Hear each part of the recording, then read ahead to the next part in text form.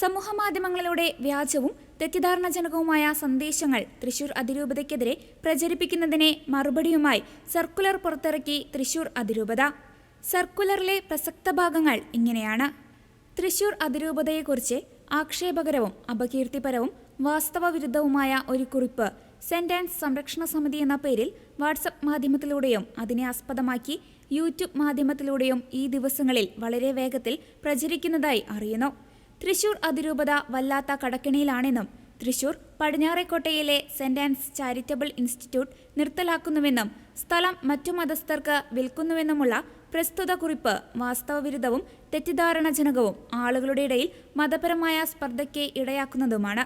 തൃശൂർ അതിരൂപതയിലെ വിശ്വാസികളുടെ ഇടയിൽ ഭിന്നതയും ജനങ്ങൾക്കിടയിൽ വർഗീയതയും സൃഷ്ടിക്കാനുള്ള ദുരുദ്ദേശപരമായ നിക്ഷിപ്ത താൽപര്യം മേൽപ്പറഞ്ഞ കുറിപ്പിന്റെ വ്യാപകമായ പ്രചരണത്തിന് പിന്നിലുണ്ടെന്ന് സംശയിക്കുന്നു.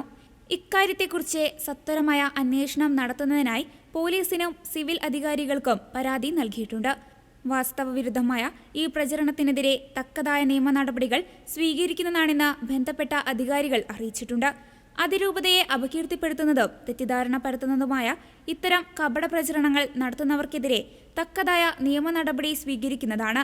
വിശ്വാസികൾ ഇത്തരം അസത്യ പ്രചരണങ്ങളിൽ വീണു പോകരുതെന്ന് അതിരൂപത അധികാരികൾ അഭ്യർത്ഥിച്ചു.